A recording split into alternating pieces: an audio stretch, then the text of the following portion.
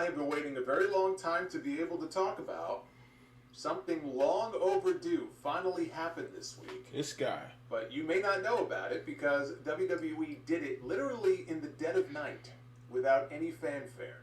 Wow. The Vladimir Superfan documentary has finally been uploaded to Peacock and the WWE network internationally after being held in limbo for over 2 years without any explanation whatsoever.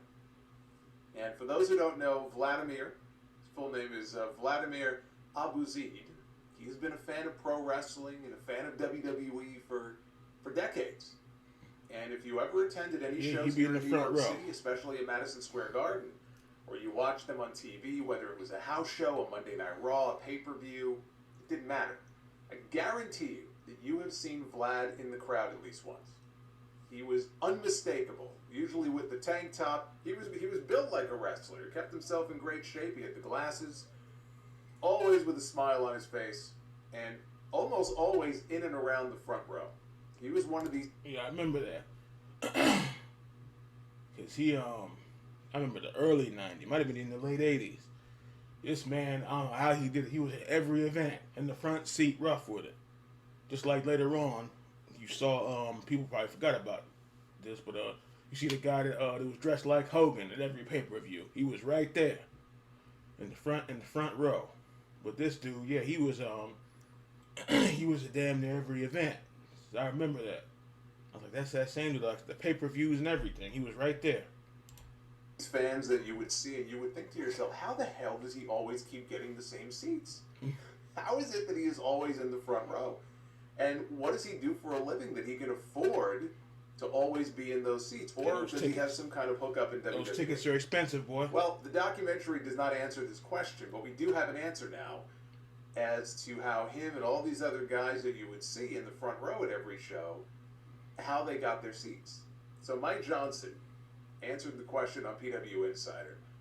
Vlad is one of Mike's best friends. There was no hookup in WWE. There was no secret connection that he had. Years ago, Vlad and all of those guys, they would line up overnight outside the Madison Square Garden box office, and they would wait for the ticket office to open to buy their seats.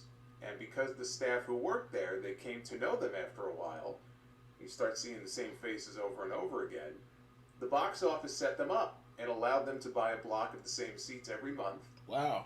As part of a subscription.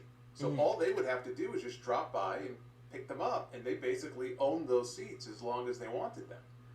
And that's the way it was until they eventually did away with selling subscriptions to people. He says that as far as... I remember hearing stuff like that. Like people when they went to the concerts, they would literally, I don't know about camping out overnight in the freezing cold. I don't know about that. I don't know how they do it, but yeah, he said they would be there overnight.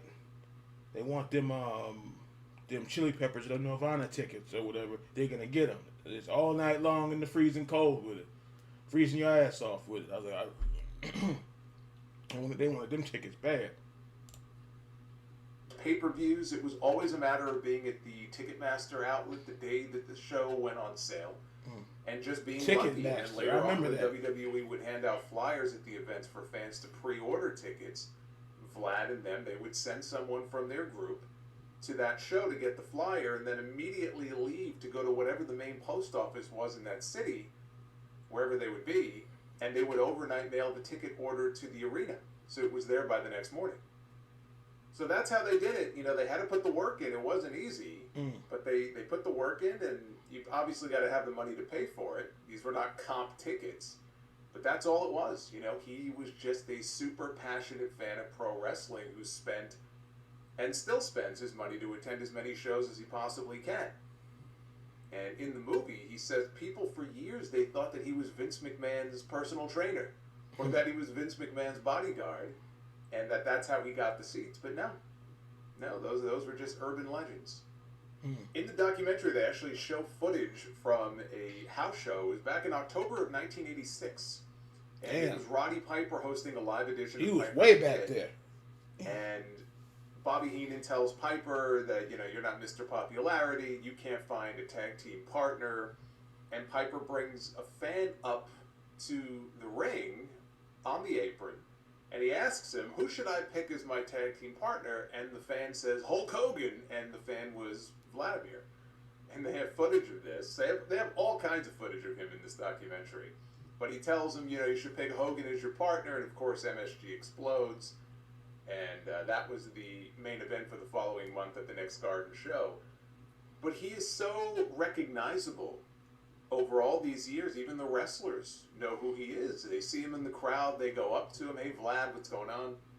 It's like he's an unofficial part of the show.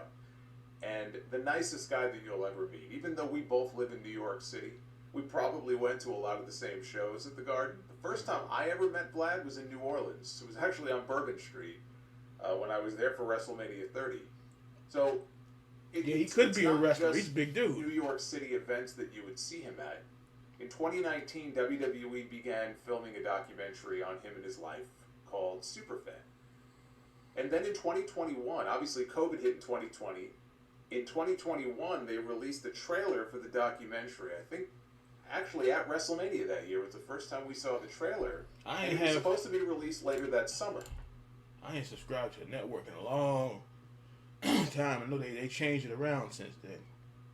I'm trying to think when did I have it last.